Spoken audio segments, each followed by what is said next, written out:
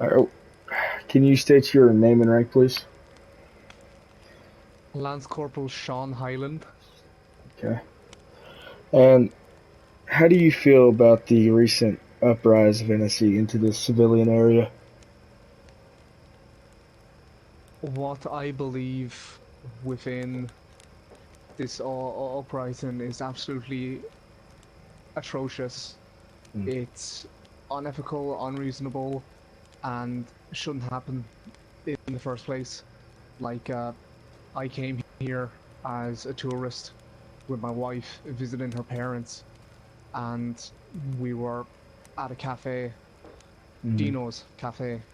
It's a very good spot down in Zelenogorsk, and we were having coffee with her and her parents, and then all of a sudden a suicide bomber wearing all BDU saying down with the government and blew up the whole cafe, killing my wife and her two parents, and as you can see, severely damaged me. Mm.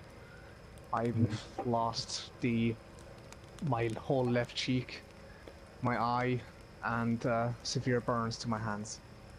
Well, I am sorry for your loss. I've never been through something like that, but I will agree with you. My next question is, what does it mean to you to be a part of the CDF? To be a part of the CDF is an absolute honor, and even though that I've been here for relatively a year or two serving with these great men, it it's been a upright honor. These men have done nothing but cared for me whenever I was at my lowest, and since my prior military experience, I have a second family among these ranks and these men and women of defending Janaris. Hmm. And what made you want to join the CDF?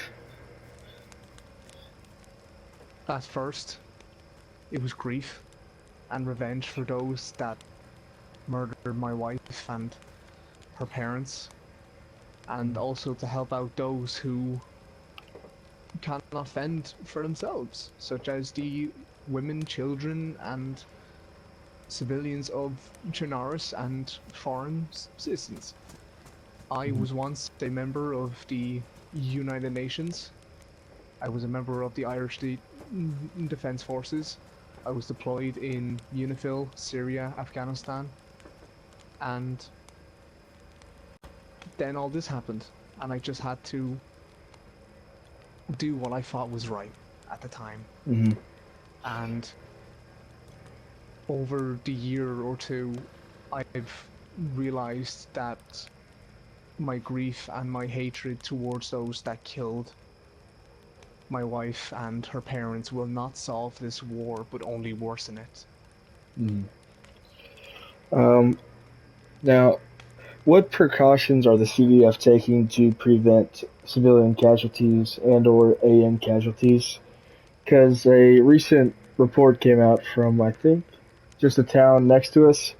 An AN soldier and a civilian were heading down here in a supply truck, and that truck was shot at by a CDF member and it killed the civilian. What is your take on that? I believe that, well, first of all, it would be questionable for a AN soldier and a civilian to go through a town that's practically on the front line between the two forces, Hmm. but was their only option. It My only comment would be that they should have stayed away from that town and found a alternate route, because we've been fighting for that said town for a while now. So it should have been out there that this place is it is a death zone, Hmm. it's a kill zone. Yeah. And from what I can say about that CDF soldier, I believe that he is currently being court-martialed and tried for his crimes. Okay. Now, if you don't mind me asking, what measures is the CDF taking to combat certain NSC tactics? Um, what we are doing is that we are gaining as much intelligence as possible against the NZF threat. Their methods are rather unethical, guerrilla, and terroristic acts. And what our intelligence corps is doing is actively trying to decipher their tactics and creating a anti-action that would prevent us from having more casualties and more civilian casualties than we are having right now. My next question is, there was a recent terrorist attack in Novo by the NSC, and I believe they killed, I'm not sure how many, but they at least killed more than one politician. How did the CDF let that happen? Um, that's not our job to secure that. Again, this is their homeland. This is what the CDF are doing. They're fighting for their homeland. The AN is here as a peacekeeping force, and they should make the first contact. Okay. Now, before we continue with the next question, I'm gonna see if I can't get this generator running so we can get some lights back on. There we are. All right. Excuse me for interrupting. Yes. We might have an issue. We are hearing footsteps and scuffling in the area. We have no reports of any personnel, so please be on high alert. There may be NSC in the area. Okay. Well, I mean, I can't really do much, but I mean, I can give them my best shot. Well, do you want to continue with the interview, or? Take your Yeah, sure. back. Okay. We'll finish this up. All right. Get everybody. As we sort of wrap this up, what's one thing the CDF, if the CDF could, what would the CDF tell the world about themselves? We're trying our best, and that I can't say much because I'm a foreign, like I am a foreigner serving as an international volunteer. But what I can say is that we're trying our best with what we have and with what we're trying with what bases that we have. And I'm not gonna like blame anybody, but it's almost as if we're trying our hardest, but the people think that we're not trying our best. So you might have known this, but Dolina was actually under NSC control, and the NSC was over the civilians here, and the CDF pushed both groups out. Do you think they were right in doing that, or wrong? I cannot comment on that due to I was not there. But if anybody else that took part in that, I could probably get a comment from them. Okay. Now, it was about the town of Dolina, how it was under NSC control, and they had control of the civilians, and then the CDF pushed both groups out. And I was asking if that was a good decision, or like right or wrong. All right, It was a good decision. It gives us more time to regroup with all of our soldiers. It keeps the civilians out of the NSZ control or hands, putting them out of risk.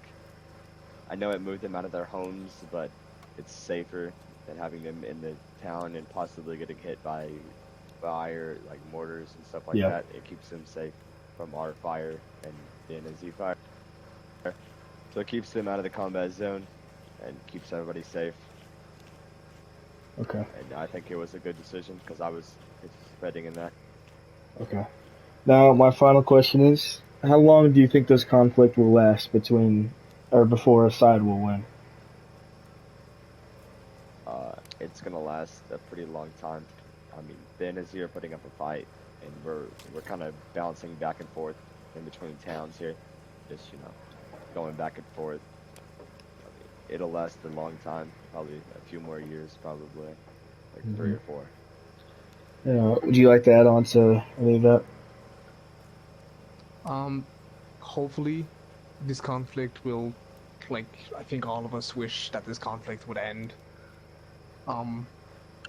sooner than later. But as he said, yeah, the NCF are putting up a fight, and we're also putting up a fight. It's Food kind of supplies. it's kind of Okay. going back and forth, and We also again keep- back yeah. back to like a later comment. Like, we're trying our best for the people, but I wouldn't say that we're lacking civilian support. But I believe that most civilians kind of reluct on us. Well, do you have any closing remarks or anything you want to say before we wrap this up? Name is Lance Corporal Sean Hyland. People call me tourist, and I fight for Chinaris. And you on the left?